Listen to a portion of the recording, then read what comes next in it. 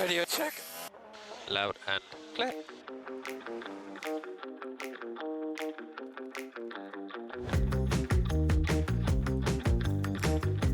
Hey guys, we're back. This is the Zandvoort race debrief, and honestly, I feel like it's going to be one of our shortest. Probably. Just because there wasn't much that happened during the race. It was like pretty straightforward. You know. And then we had F1 Academy too, so we can talk about F1 Academy since we cover a little bit of feeder series here and there. But yeah, I want to give a big round of applause to McLaren this week for not doing anything that made me want to rip my hair out. They kind of screwed Oscar a bit with the pit strategy. They could have double stacked him and he could have gotten, but still finished pretty well. And then Lando got his second win. We're just going to jump right into the spoiler instead of going lap by lap. Lando got a second win. Yeah. It's also his first pole to win. Out of his 4 career poles, this is the first one that he's won. So that's great. Did he lead the entire race? No. Because Sir has not bottled the start. Absolutely bottled the start. How to get his start. His start was okay. He had some wheel spin, but Max also had wheel spin. It just happened to be that Lando's was worse than Max's. To be fair, it happened to both the McLarens. Yeah. Both the McLarens had that wheel spin issue. So I don't know if it was just car specific or their tires were just flat spotted somewhere, I guess. Yeah. But so he got the lead back in lap 18 and he was flying. Like there was like no question. Even before he got the lead back, he was flying, and that's how I knew he was going to get the lead back. And like Max maybe tried to at that point I was just like, nah, Lando's going to take this. Max might have tried to fight him, but he knew it was inevitable. It was so fast. The straight of lap 18, Max was just here, and then Lando's just like. I was like, oh my God. So he finished the race with a almost 20-second gap between him and Max. And I think my favorite part of that whole was like the debrief room afterwards, like the cool down room. Max telling Charles how big the gap was. And he was like, and you know what? I was like that too, because if this happens in Monza,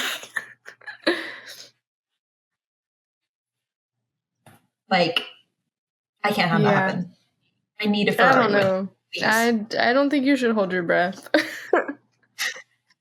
Yeah. I apologize. They've been able to get it somewhere. I mean, Charles was on the podium again, and how he was able to defend Oscar, because Oscar was inching, and then he would go back, and then he was inching again, and then he would go. Props to Charles. He held them off for a long time. Yeah, honestly. Yeah. They were old tires. He held them off almost the whole race. I don't think there was any spot where they 30-something laps. So. And then Carlos was behind him after. Yeah, Carlos was behind overtook Oscar. Pierre, which that was the most insane overtake I've ever seen in my life. I was like, I watched. I was like, oh my God, so good. Yeah. But yeah, Pierre Gasly. Hello. Where did he come from? Alpine in the top 10. But they didn't finish in the top 10, I don't think. It was a battle for 10th, I think. But yeah, he qualified P9. He was fast. I was shocked. I thought he was going to, get up higher than he was. Mm-hmm. Yeah, so interesting all around. But the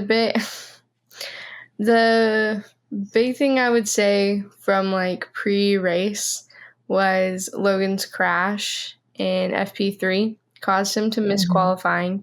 He still out-qualified Alex That doesn't go on the record books as an out qualification. But he did it because Alex got disqualified because of their floor. Their floor was like the volume of it was out of regulation. And so, but then, yeah, Logan crashed, and I've actually had this conversation like a couple of times tonight on like a couple of places, like in a couple of like places and people I talked to. But so, yeah, the talk is right now that Logan is gonna get replaced for the rest of the season, and as much as I like Logan from like a Pride Raw America standpoint, and I do feel that like he deserved an extra season in F2. He, you know, he needed a team in F1 that was like better able to support him, and you know, because like if we think about Alex Albon, Alex Albon was in Toro Rosso, and then he got moved up to Red Bull, and then Red Bull, he just like, he made it on 3 podiums, and that was it. But he was in a Red Bull. And so, and then they dropped him, he became their reserve driver until he went to Williams on a loan, and then Williams worked, so he's not on loan anymore. But yeah, I think Logan just going to a bad car, to a team principal that didn't pick him, so he didn't, he's not necessarily like attached. I mean, he didn't pick Alex either, but Alex was there first, technically. So and I mean, like, I just feel like it's, regardless of who the driver is, I feel like he shouldn't have to be like cut mid-season, like fully off the grid mid-season, because like I get like, okay, dropping it to a junior team like Red Bull does, or like I mean, I guess they kind of, Nick went to Toro AlphaTauri, so it's fine, but yeah, I don't think, just from like the standpoint of like his pride, I guess, and like just dignity in general, like it's unfair to him to have to like that be his exit from F1, because like obviously I think he knew it was coming, and I think everyone kind of knew it was coming, unfortunately, but to make him like, first of all, like you don't really announce that Logan's leaving first, and then you just announce Carlos on top of that, and so I mean, it's just implied technically already. They still haven't acknowledged that Logan's leaving. It's just kind of, well, Carlos is coming, so you know what that means. And I think that that's like, it's like, I don't even think they've said anything regarding like, oh, we like, they really can't tell him thank you, because he's gotten them a single point over like 2 years or like a year and a half. But it's like they can just say like, we're glad your F1 career was with us, or your like first 2 F1 seasons were with us, or whatever. And so it's just like, because they selected him from like F3 to join like the Williams Driver Academy, and so that was a choice they made. They saw the potential in him, and I think he had potential in him. And it's just like I feel like we talk about Logan every week because it's just like a recurring deal. And it's like, I get it. He's not the best driver on the grid by any means. I think he stacks up with like one person. Like when you compare him to one other driver, like then you can have like a true comparison, because everybody else, he's just like meh. He's definitely the worst out of the 2 drivers. But so, yeah, the crash this weekend, he's cost Williams a lot of money. But Alex has also cost Williams money. And before anybody who's listening is like, but Alex has gotten points, it's like, we've been over this. There's like clear kind of difference in like the way that like Alex, and it's like Alex Alex gets all the upgrades first. He still crashes them. Like, Logan finally got... Australia. And then Logan didn't even get to drive in that one. And so, but I mean, in that, like, from a business standpoint, I get it too, but it's just like, from a personal, like, I don't know, F1 selfish racing driver standpoint, I would like crash my car, and be like, not at all. But so I just... Even Max said that. Yeah.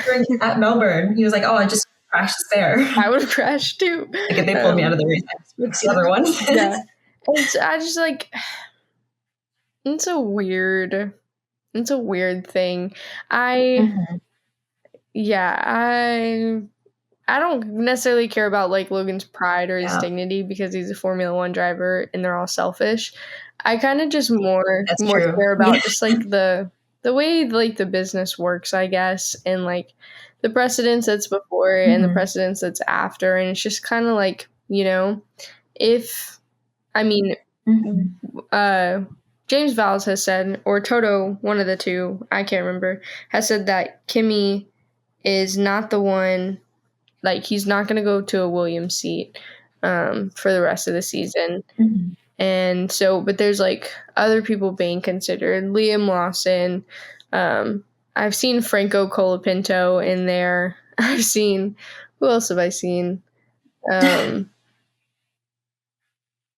Schumacher? Yeah, Mick's been in there. And, he's the Mercedes reserve. I just think that it could be very interesting, depending on who they put in there, that they really reinforce the Williams to Mercedes pipeline. Although that's kind of hard because whoever's going in there, they're in there for how many races we have left? Like 8, 9, 8, I think. So they know that it's like a temporary seat. So I like, honestly, anybody who's left, I don't think that it's worth it to them. If I was one of those drivers, like if I was Mick Schumacher, it's like, I don't know if being in a Williams seat would be super valuable unless he starts being in contention for the Audi seat because he's like German and because he has driving experience. And, an Audi seat with like 2 German drivers kind of stacks up. But, I mean, but would he be willing to endure a terrible kick team until then, considering that he's already been on Haas and he's kind of... Haas was a character when he was there. And so Franco Colapinto, they'd be bringing him in for... I like the article that I read. He's a Williams Academy driver now in F2. They'd be bringing him in for the Argentina money to help recoup some of the lost costs that Logan's caused them. But I still don't. Then at that point, he wouldn't be considered rookie contention anymore. So he wouldn't get to go back to F2. He wouldn't get to have show up in any more free practices. He's not guaranteed a seat. And then he doesn't even have an F2 career in contention to be somewhere else. And it's kind of so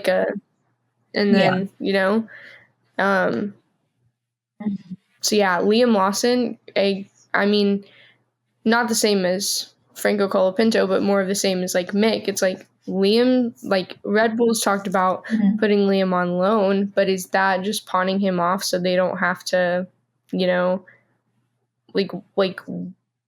what happens if they start evaluating him in the Williams car as compared to VCARB this year, because the VCARB car this year is because Liam hasn't driven the VCARB car this year, and so then it's just again, Liam loses. I mean, Liam's already lost his rookie status, so he can't nothing there. So he's in no feeder series. He's the reserve driver for both Red Bull and VCARB, and so it's just but then loaning out to Williams, he's driving a completely different machine, and it can mess him up.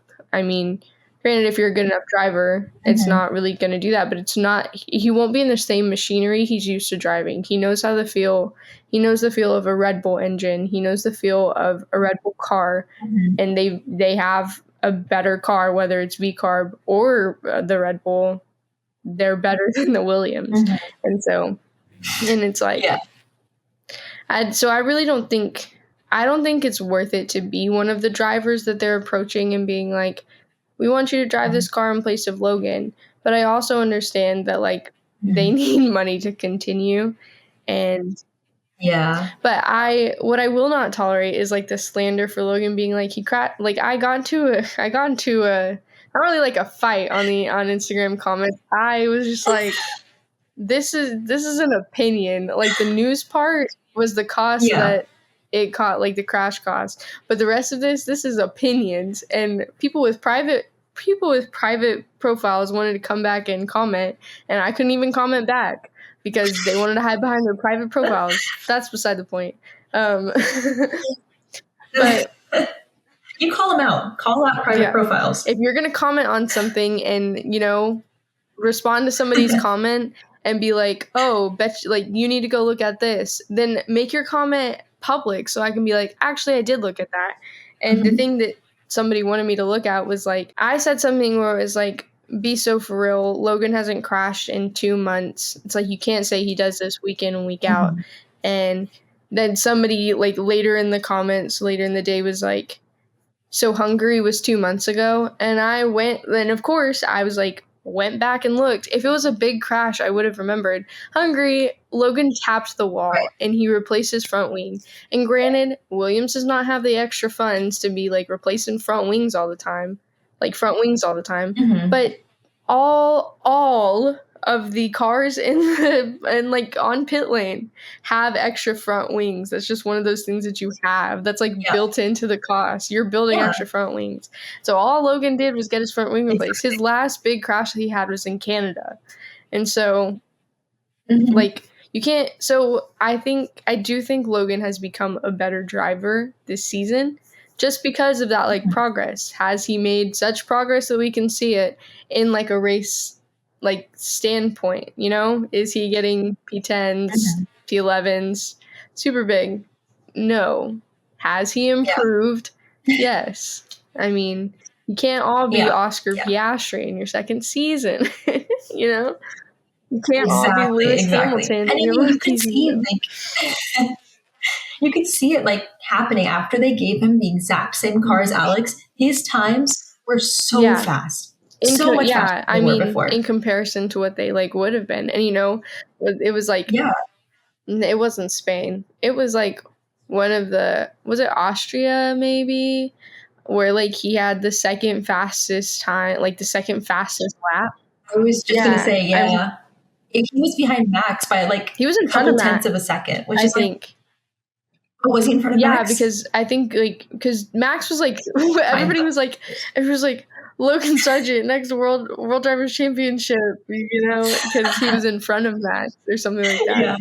And so, I, like, this is just, like, me taking out all my beef with James Consonant. Actually, we've called him, like, the chat that I'm in has called him John Consonant. Jim Consonant. Yeah, he was second. And so, ahead of Max Verstappen. But, I mean, that's like This was Hungary. Get back to that hater. Get back to that hater. He didn't crash. He had the second fastest lap.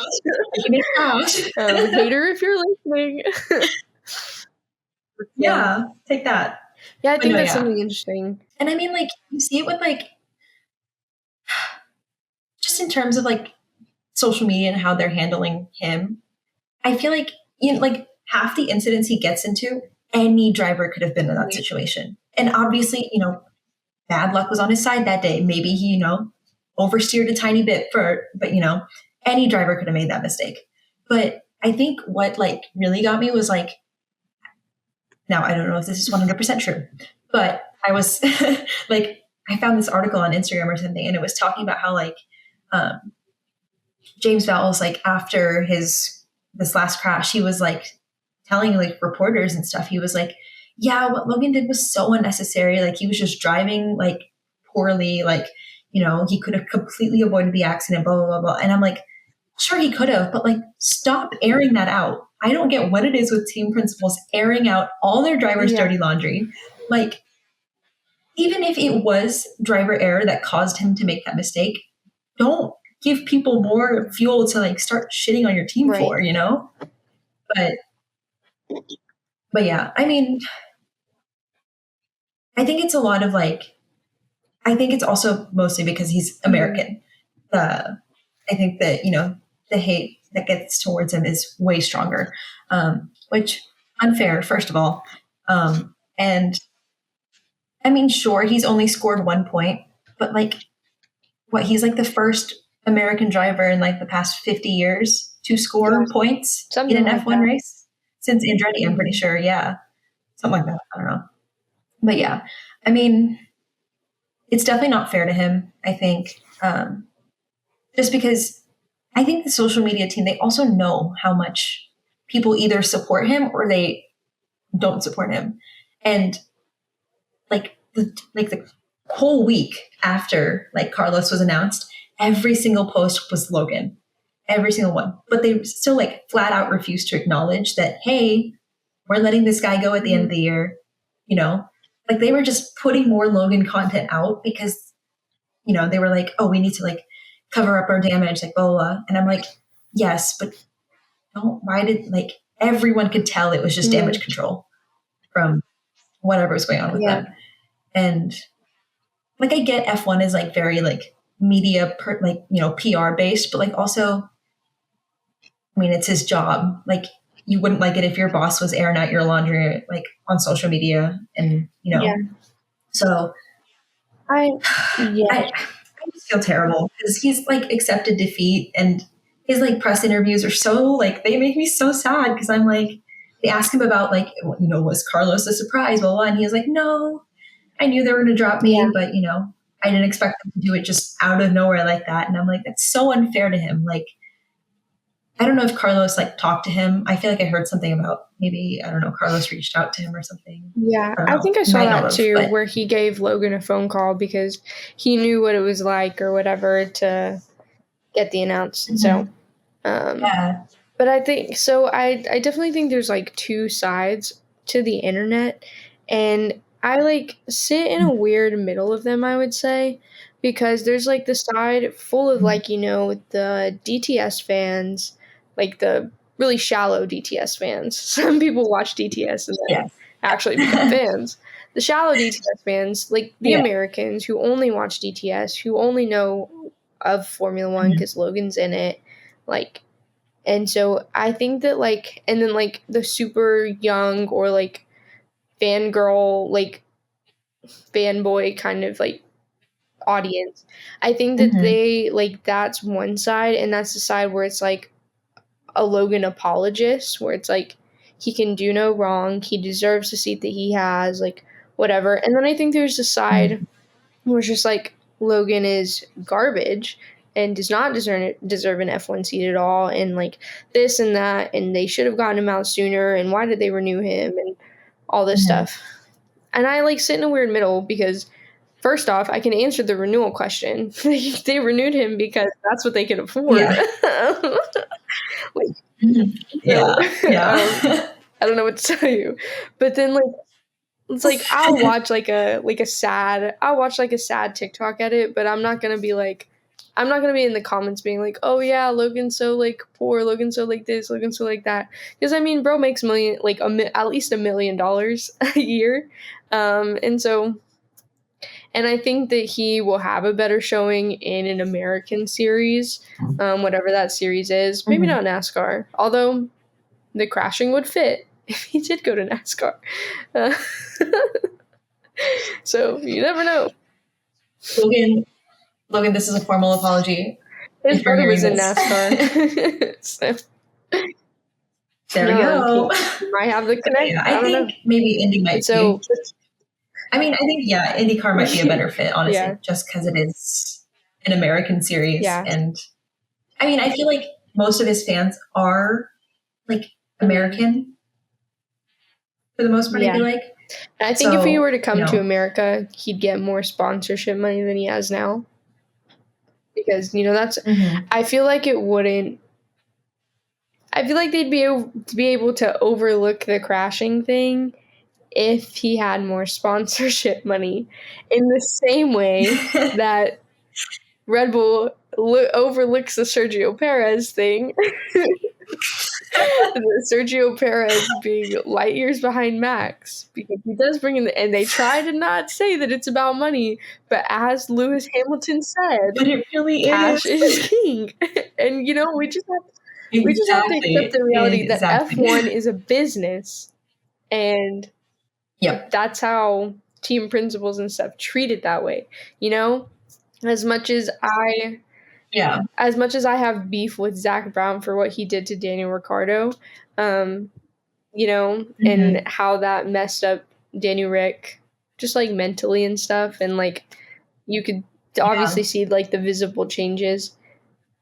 Zach Brown made a business call, and obviously it's worked out very well. And I mean, it was Red Bull's decision to pick Danny Rick back up, or like VCARB, technically, AlphaTauri at the time. It was their decision to pick Danny Rick back up. But at the same time, it was Daniel Ricciardo's decision to leave Red Bull. Do I think Daniel Ricciardo would be in a different position now if he'd stayed with Red Bull? Yes. 100%. And it's like, Daniel chose to leave Renault. Daniel didn't choose to leave McLaren. His contract was bought out, but that's like a business decision. Yeah. And it's like, that's what all of these are. And so, I mean, I'm not sure if Lewis moving to Ferrari was a business decision or not, but especially since, the roles have kind of switched car-wise. But Lewis didn't know that when the contract signed. He knew about the car that he had at the time. But so, I do think Fred Vasseur offering Lewis a contract was a business decision. He knew what that would like stir up, and so he's a king for that. But like, that's what the sport is. I mean, now the whole business decision is that Liberty Media is going to sell their part of their stake in F1 to buy MotoGP. It's all about what can they do to get more revenue. But you know what? I have beef with Liberty Media, not just for the F1 thing or the MotoGP thing, but did you know they own Live Nation? And you know who's owned by Live Nation? Ticketmaster. And all the homies hate Ticketmaster. And that's why every single Grand Prix that you try to go to, that's why you have to go through Ticketmaster. So stupid. But that's for like a different time when we talk about monopolies. I'm pretty sure we're supposed to have anti-monopoly laws in America. Like, that's why we had the whole like Rockefeller thing, but did they just disappear? Like, what the heck? Because Liberty Media owns a lot. I'm pretty sure they have like a stake in Spotify. They have a stake in like F1. They have a stake in Live Nation, Ticketmaster. They have a stake in like all this stuff. So that's like F1 is like a business. Like, it's a business. It's like this. Their business is putting on 24 races a year, drawing a crowd, having 20 of the fastest car drivers in the world on this like worldwide stage. And it's like, what can they do to like maximize it? And while I don't think the FIA, not the FIA, but like F1 as a group has a very super significant influence in driver signings, I do think there is like a little bit when it like comes to it. It definitely was like licensing. Yeah. Licensing for sure. And like, FIA stuff, F1 like they own like rights to certain merch and like things like that. And so I do think that they play a part in it. And I mean, we see it with the whole Andretti thing or whatever. And so they have like significance in like the way teams, like they have, significance isn't the right word. They have, I don't know. a hand in like That's something. teams and like the teams that exist and how they exist and stuff. But not to where they're controlling like what teams are doing, obviously. And so from like a whole business perspective, like standpoint thing, I can see the reason to get rid of Logan now, but also from like a business, like being the employee, so to say, if I'm one of the new drivers brought in, I can see that where I don't want to take this job because it's actually not guaranteed, and I'd rather have no seat than I either want no seat or a guaranteed seat than have to play in this like middle line. And that could be like, that could be the foolish part of me talking, because somebody's probably going to say, but it's Formula One. Like, you would just like, if you got the opportunity to drive in it at all, you probably would. And it's like, I don't know. Would I? Like, how would that affect my chances looking at anything else? And so, yeah. And I feel like it also like sets a like kind of bad standard for anyone in the feeder series. So like especially, Logan was only like a year or two older than some of those guys when he got selected. So like, what's not to say that they, what happens if one of their Williams like academy drivers goes in and the same thing happens to him? Like, they know how they treated. I mean, it's very public how they treat Logan as a rookie that was practically thrown into an F1 car at this point. So it's, what if right now their Williams Academy is like Zach O'Sullivan and Franco Colapinto? What happens if, James pulls one of them up and same thing happens with them? So it kind of goes back to like the whole like Max to Red Bull, like the prodigy thing, because I don't like this whole like obsession with like team principals trying to create the next like driving prodigy and have that title of, oh, we have the youngest F1 driver, blah, blah, blah. Like, sure. Like, it sounds cool and everything, but you have to realize like, this is not just like a branding thing that you can like slap under your name. Like, oh, home of the, 15-year-old world champion or whatever. I don't know. But like, it's a kid. This is a child. Like, and that comes first and foremost, I think, with really any sport, is like, they're a human first. And then, like, and I think like, obviously right now, prime example is like Kimmy. And yeah, he just turned 18, whatever, happy birthday. But I mean, he's still like, there's not a teenager on the grid. There's not really like, I feel like a lot of the F2 guys are like older than him too. Yeah. So it's like, he's the youngest in both situations because of that Freca pull. So it's just like, why? Like, why is it so like necessary for you to have this like world record or whatever of having a younger driver? Because like, and the thing is like, they're not guaranteed to want to stay with you. You can't just like, sign a driver and then expect them to just keep allowing their contracts. Drivers are always talking to other teams. Like, and that's very obvious, especially now because of like how many like random signings have just occurred out of nowhere. And it's like, when were they talking? Like, hello. But yeah, I think it's like, I get the business aspect of it, but obviously it's like, why is that like priority number one? Yeah. Like any other job would, try to treat their employees right. This is the same situation. Like, if you don't want your employees to talk bad about you, if you don't want them to leave, treat them correctly. And, obviously in like Logan's situation, he really didn't have a choice because he was ousted from his seat. So I don't know, like, what's not to say, he like goes on record like after he leaves and he's like, oh, this is all the things Williams did to me. This is what they said, did, blah, blah, blah.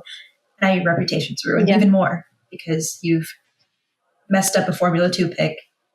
And now you've got the said Formula 2 pick just going on record and saying how bad he was treated by you. So it's like, think before you act really is like the big thing. Like, like don't just focus on the business aspect of things. And that's really with, any sport. Like, I feel like American football, it's a business, it's a company. And like the whole thing with like the script for the Super Bowl, like, I mean, I can see it. Like, obviously it's probably not real, but like, I can see why people would think it's all scripted for business purposes, because it's like so perfect every time. And I'm like, I wouldn't be surprised, but I don't think it's real, but I think that, that opens up a bigger conversation in like, are the feeder series adequately getting you new talent to the field? And I think that we have to like reevaluate. I think that would call for a bigger conversation on the reevaluation of like certain people on the grid or opening up more spots, because like when you think about it, you have Formula 3 drivers, there's 30 of them. There's 22 Formula 2 spots as of right now. So it's like 8 of these drivers, should they continue, like, or 8 of these drivers are not continuing, should everybody move up? But then you get to Formula 2, right. And granted, in Juan Manuel Carrera's case, he went from, like, he left because of injury, and he came back. So that's an exception. That's not like the, I forget what the phrase is. That's the exception, not the standard or whatever. Something. And so it's like, but then you have these 22 drivers, and it's like you're needing to bring in 22 new ones, but some of these are not ready for F1. Some of these are, like there may be some more, but so in order for 22 drivers to move on, we need 22 spots on the grid for one. But then, and that's why Formula 2 still has 22 spots from back when we did have 11 teams. But so we move to Formula 1 now, and we have these 22 spots, and we're wanting to get in new talent. But then you have people who, like Lewis Hamilton, he's a 7-time world champion. He's still capable of driving. He's still doing good things. Is it his time to go? I don't think so. And it's like, you look at Fernando Alonso, and it's like, Fernando Alonso, I think, is still a good driver. I think that his time on the on the grid is running out. And like, I think teams continue, like, I mean, I say teams, Aston continues to sign him because he's a big name. In the same way Sebastian Vettel was a big name when he was like coming back. That's why they signed him. Like, it kept the talk on Aston Martin.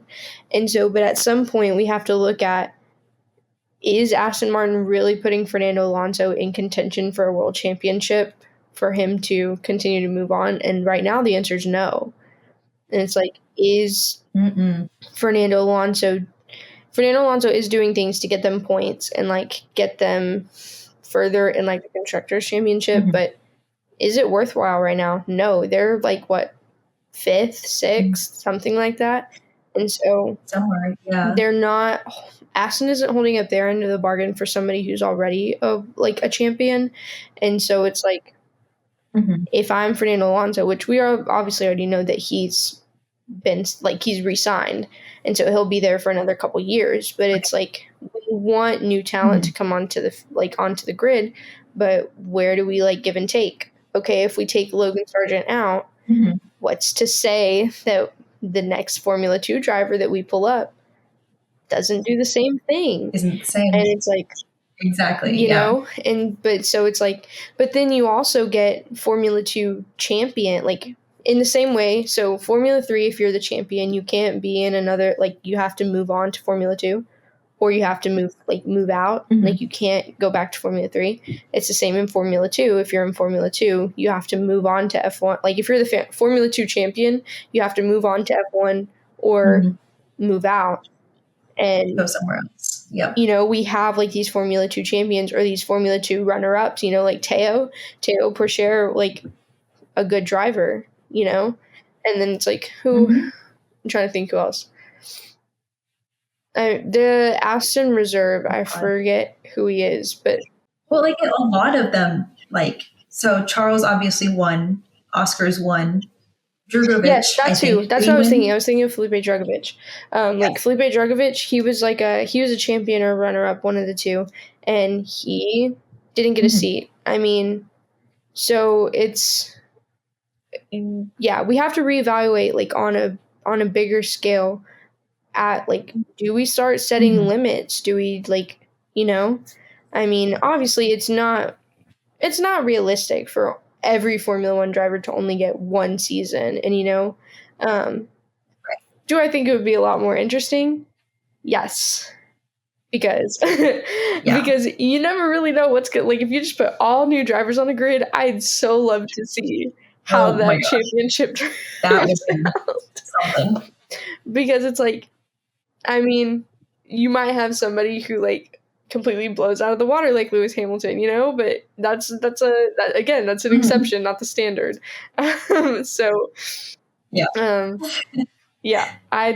would think that's for like if we need like a parallel alternate universe, we should consider that. And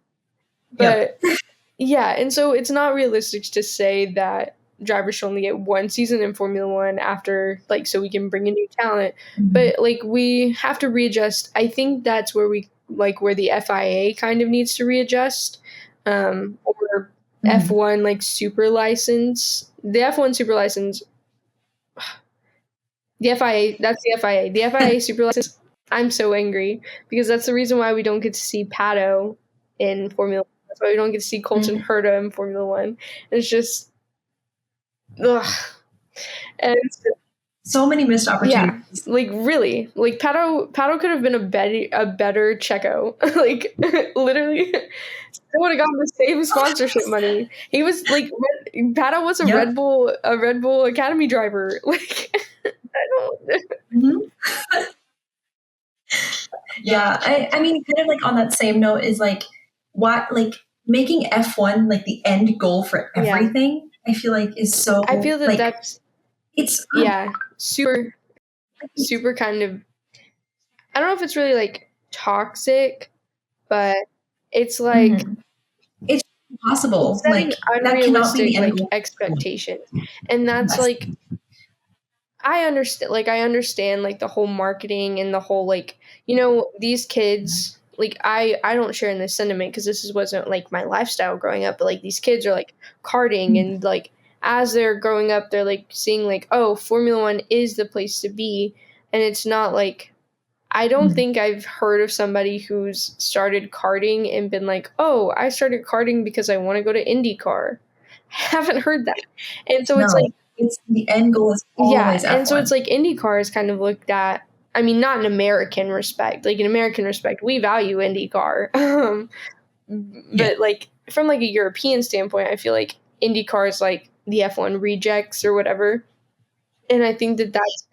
Yeah, I heard someone refer to it as a feeder series, and I was like, it is not more of like the series. feeding out series because if you don't get to have your seat in F1, you go there. But and it's really hard to go back from IndyCar to Formula One. But again, that's because of the super license thing. And it shows like, obviously like the FIA was created around Formula One. And it's like when Formula One started to become like a bigger deal, the FIA was then formed. And so obviously there's going to be some bias on Formula One, but I think that calls for a reevaluation of the super license points because it's like driving 500 laps in the Indy 500, and it's like, or is it 500 laps, and so that's insane even if it's just like going around in a couple circles. But so I mean the super license like point things needs to be like reevaluated because I mean the Indy 500 definitely a meritable race to get super license point for. Winning Le Mans worth getting super license points for. And it's like, are they comparable to maybe winning an F2 championship? Yeah, I don't know. because they're not the same cars or similar to what you're driving in Formula 2 and which is only a little bit different than an F1 car. And so that's where, but I think that like the points can be better distributed. And yeah, I mean, IndyCar has its own feeder series. They have Indy Next, and so that obviously is not going to get you the same points as winning an Indy championship, but it should still get you something if you win, because if you win that feeder series, it's like not equivalent to the points again of an F2 series, but like that's the feeder series equivalent is Indy Next and then F2. And so, yeah, I think that like, are we handing out too many points for certain F2 campaigns? Are we not handing out enough points for like certain campaigns? And so I think it's just like a bigger issue, like motorsport wise.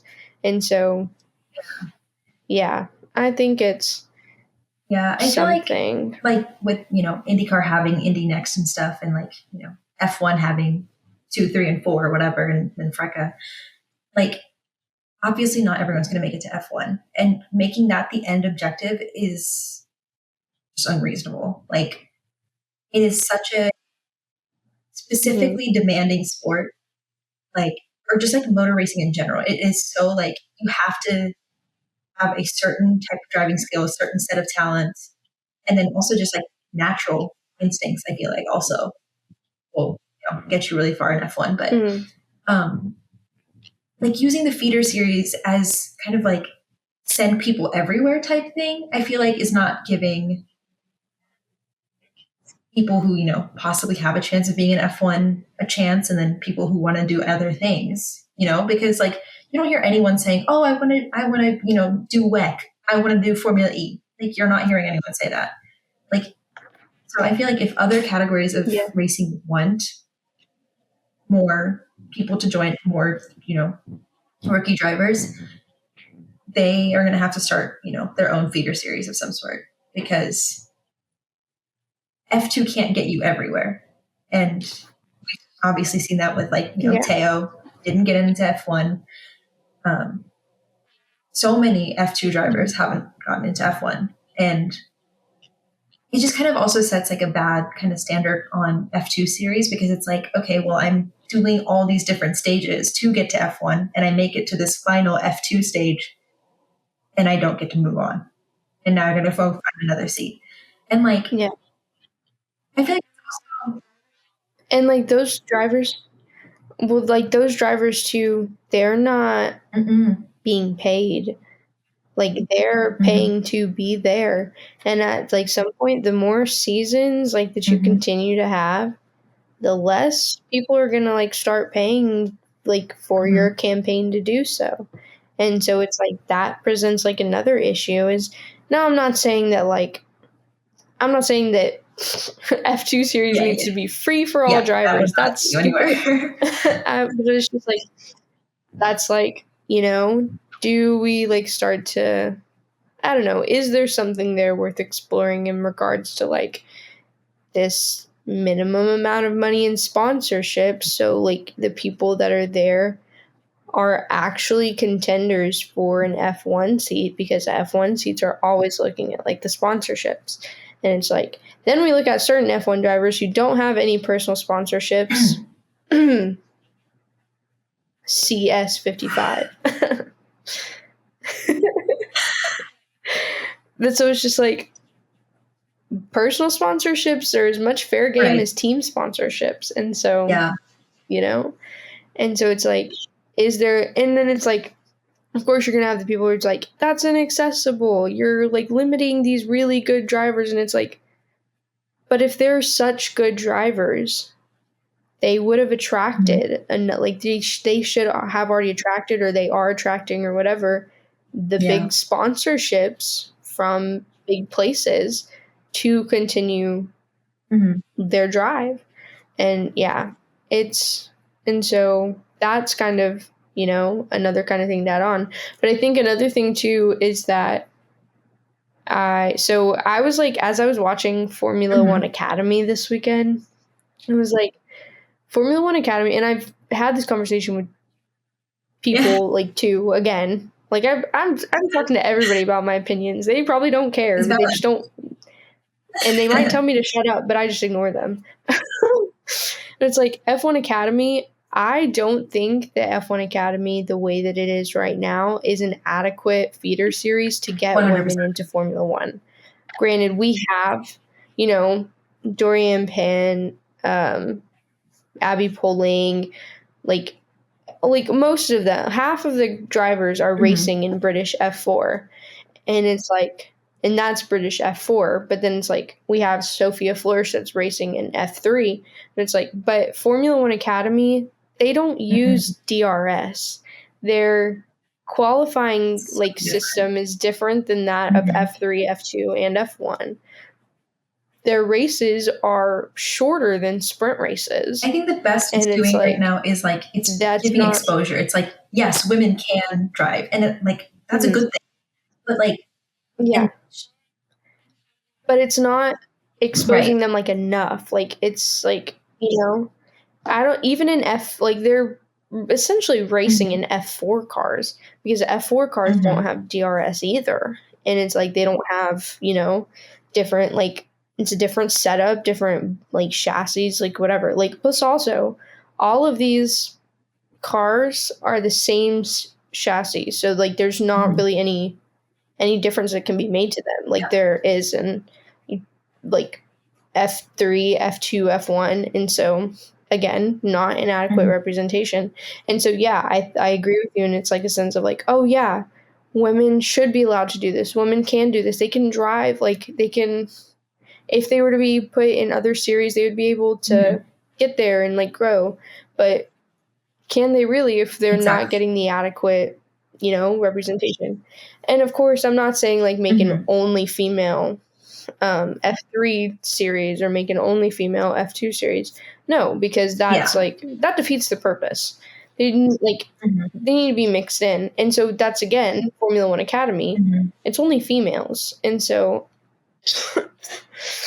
half of these drivers have already been racing in F4, and Abby Poling she won a British F4 race. And so, and that is a true testament of will she be able to move, is her driving actually what it is as compared to Formula One Academy. And so I think that that's more evaluation of this money and this time and this energy going into Formula One Academy and promoting it and paying all the people and whatever. Can it be used elsewhere to, instead of do that, change the marketing or give a team incentive or something to have a female driver on a team? And then they're looking at of course, if that's the case, then it needs to not be just oh yeah, I've got a female driver on the team, but we're not going to pay her any mind. She's not going to be, we're not going to give her all our resources, all this stuff. It doesn't need to be that.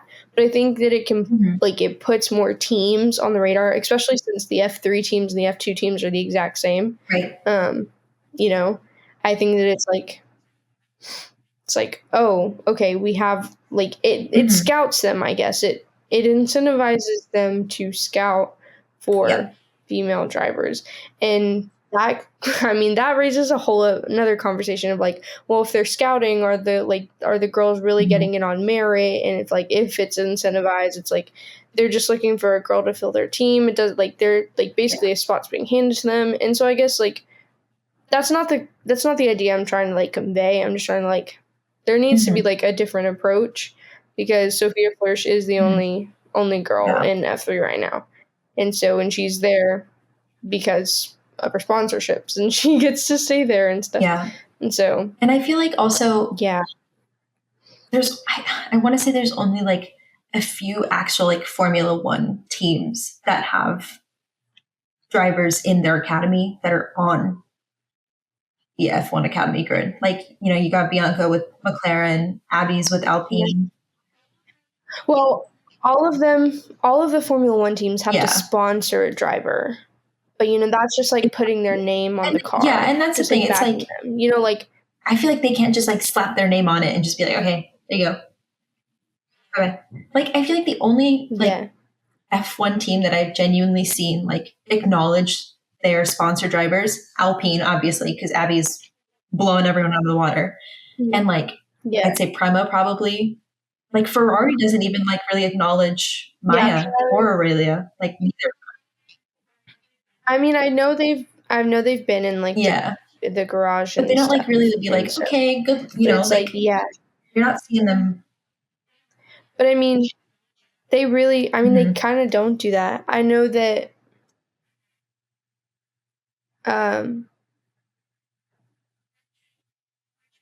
which Alcabezi sister is on Red Bull? Hamda. Yeah, Hamda Alcabezi. She got to drive in Goodwood. And so with Red Bull, with Max, with Daniel, with whatever. And so so that's something because Goodwood is a big deal. But like, as far as like the rest of them, like there's like wild cards. There's, Leah did. And so, and like but like you kind of look at the like media run that she's been on, and she goes on the media run with Logan. She doesn't go on with Alex. And maybe like I'll give the benefit of the doubt and say that's the American thing. But you know, they put Zach O'Sullivan up there with Alex. They threw Franco up there with Alex. You know? And so it's like, And so like that's the thing. But then you have all these like these other drivers. So like there's a Red Bull Ford powertrain car. So technically backed by Red Bull. And then you've kind of got like the wild card partnerships where it's like the female, I think it's called like the female quotient or something. They like have a branded car, but their driver switches out. They switch out for like every race. And so there's one more F1 Academy race. And so it's like,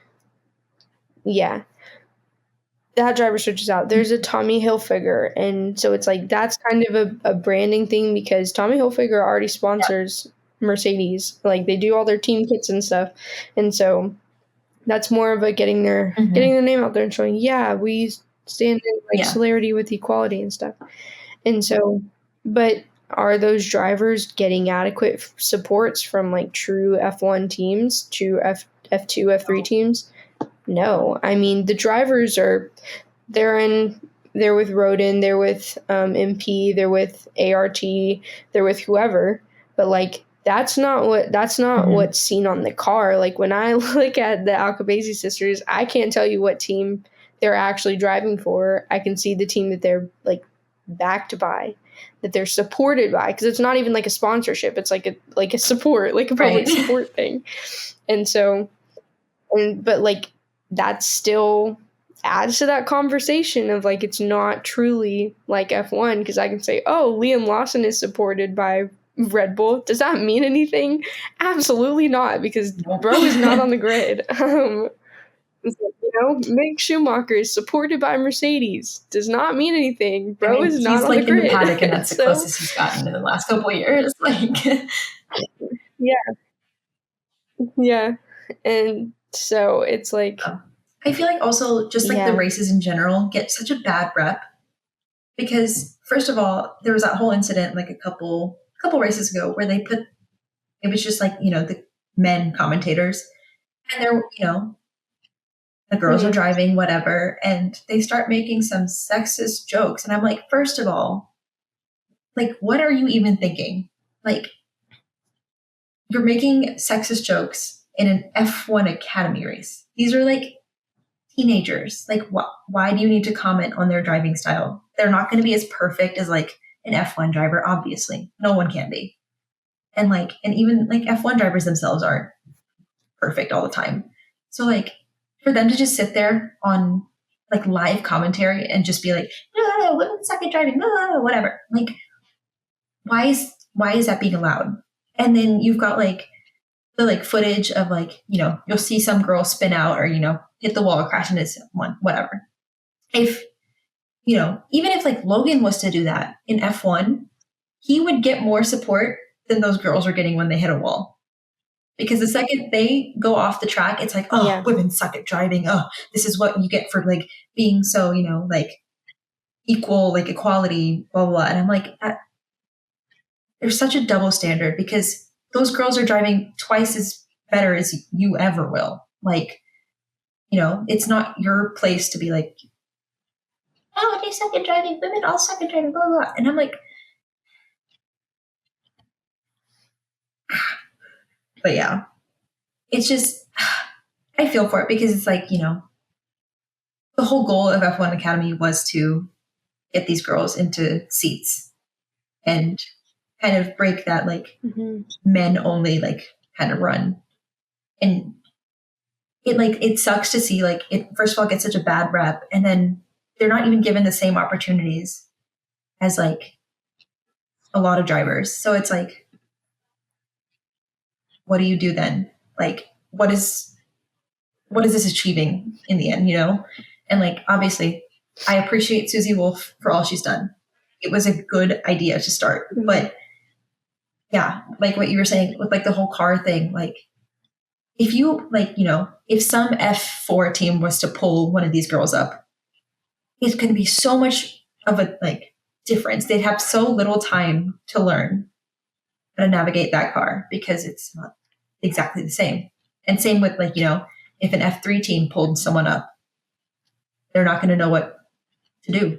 Like it's not going to be perfect, and it's just going to get like worse for them also because it's so just baseline differences. And like it's obvious, you know, you're all talented and everything, but to give them cars that aren't going to put them in a position to show off what their true skills are is it's you know, it's tanking their career, and it's giving them, you know, a bad look, and it sucks because it's just like finally we have something to, you know, try to get more girls into motorsports, try to get all these girls who have been doing karting for years into actual championship racing series. And people like to make fun of it. It doesn't get the sponsorships it needs. It's like not structurally getting anyone ready for things. And it's like, it sucks that, you know, that's what we have, but at least we have something for it, you know? Yeah.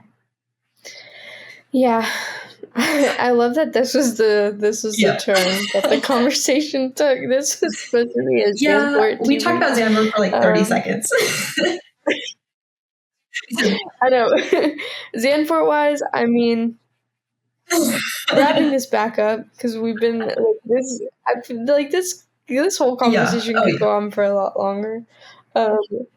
But yeah, like going back to Zandvoort, people were like, I saw on Instagram, people were like, British bias, because they gave Lando a graphic. He was like, it was like made a statement or something like that, and it had like win margin I know what you mean. Yep. 22 point however many seconds. But it's like, that was because, so I don't think that it's like, especially for the Lando haters that exist out there on the internet, I don't think that it's set in. Like, they made that graphic because Lando in the McLaren, which was not so hot at the start of the season, like, beat Max's record for, like, earlier in Jeddah or Bahrain or wherever it was, one of those two, that he won with a 22.4 second margin, and Lando beat Max with a 22.8 second margin.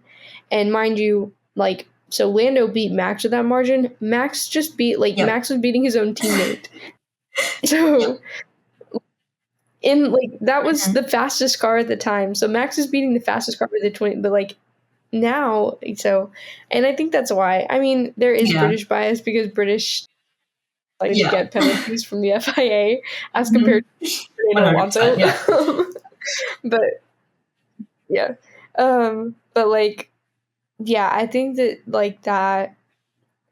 I, as a McLaren, as a Lando fan, as an Oscar fan, I live in delusion that there could be chance for the for the Drivers' Championship. Just to put it into perspective for everybody, if Max is out of point contention, if he's like P11 or lower and Lando wins every 3 races, if Max is P11 for the next 3 races and Lando's P1 for the next 3 races, Lando surpasses him in the championship. Yeah. Let me just put that in perspective for you. I'm just saying. Will that happen? Yeah. No. Hell might have to freeze over and pigs might have to actually fly. You know what did actually happen? That did happen actually during Zandvoort, because what the hell was this? Pigs flew. Hell froze over. Yeah. That was free practice 3, Logan's crash. So it was raining and then Logan's crash. So it was raining. Some drivers chose not to go out. Logan's crash just ended the session. That took up 45 minutes of, it took up 45 minutes. I watched it because I was like, wow. Because I still didn't make the connection. It was it took up 45 minutes of the session. And when they restarted it with the time left on the clock. So they didn't so there was, I think when they finally restarted and gave the green flag, there was 7 minutes left to go. And so you see all of these drivers go out, but not all of them make it to the line in time. Oh my god.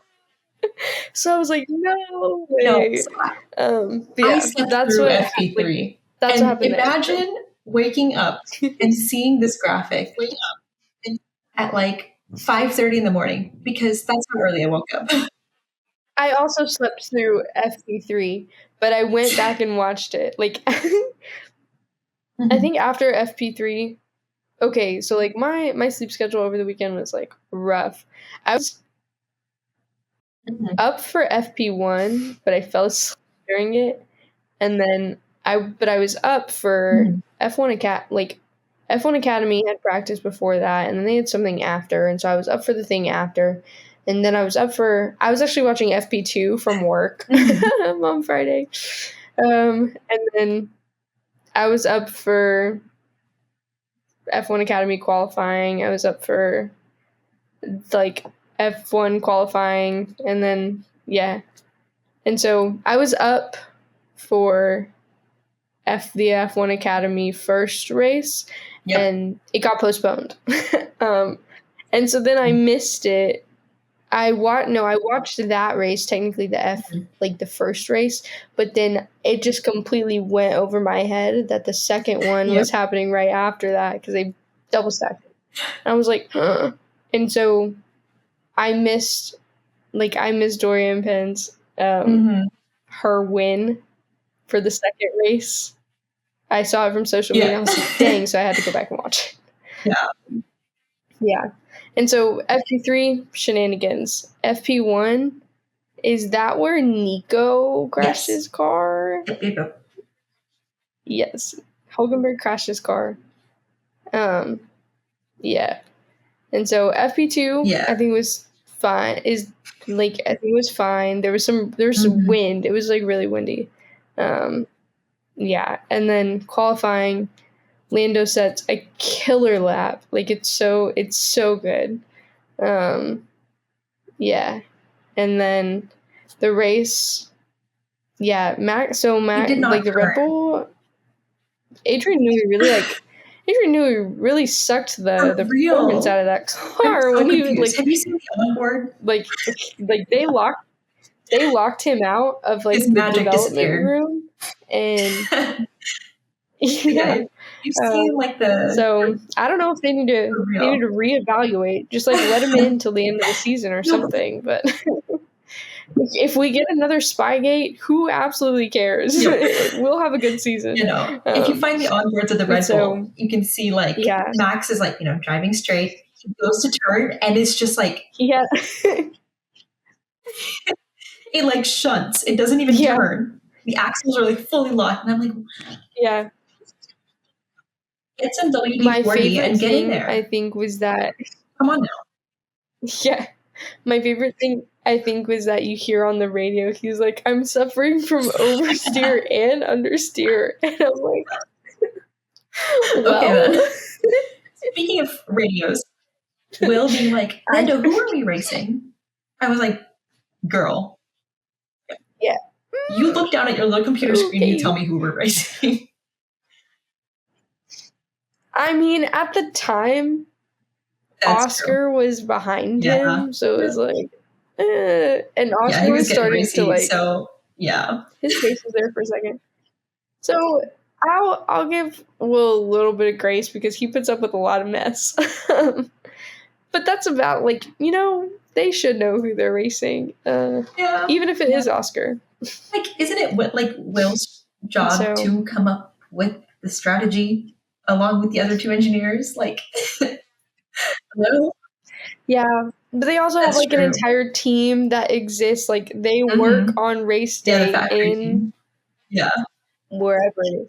Yeah, then I was trying to think of the city where the factory is, and I was about to like, my head was about to say Milton Keynes, and I was like, that's not right. I know what's in Milton Keynes. I think it's like Woking or something. Yeah.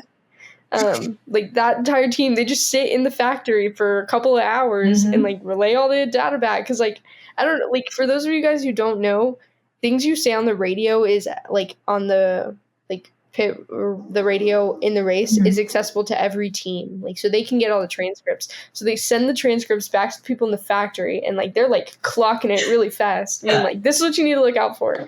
And that's why you don't really hear drivers. I mean, you don't hear every single one of their radios, obviously, but that's why you don't hear drivers and their strategists talk, or like their engineers talk about like, oh, this is the strategy for when you're going to box, because it's just going to like, it's just all their strategies going to be. They'll code name it. So like window. with Ferrari, you always be like plan A, plan B, plan C, all the alphabet letters. And then like, if you remember in Monaco, Charles was trying to tell Brian, he was like, do you want to know the margin between me and Max? And he was like, yeah, no, we don't care. But I kind of think like that, but I also think that was because just like Charles was just trying to drive. You're like 8 seconds in the lead. Like, why does he need to deliver the margins right now? Who's counting? Yeah, I'm pretty sure he can see the margin on his steering wheel. He's like, nope, we already know. We can see it. But yeah. So interesting. Yeah. Interesting. But yeah. So good. I liked the conversation that we had. It was good. I think it's something worth being talked about more. But for those of you who stuck around this long, thanks. We promised guests over summer break. Obviously, that didn't happen. We both vanished. No one's fault. I mean, that's just how it was. Yeah. That is all for this episode. You guys know how to find us. You can get to us on Instagram. Our email's on there. At Radio Check with with 2 R's, 2 K's, and an underscore in the middle. Any questions, comments, or concerns, you can leave them there. Don't forget to like, follow, share, all that good stuff. And we will see you guys in the next one. We made it. First milestone, 10. Woo! Yeah, we did. If you stuck around for this long, see. Yeah. All the love. You are going on the scrolling credits. Yeah. So, yes. Love you guys. See ya. See you in the next one. Oh my God, guys. I love you so much.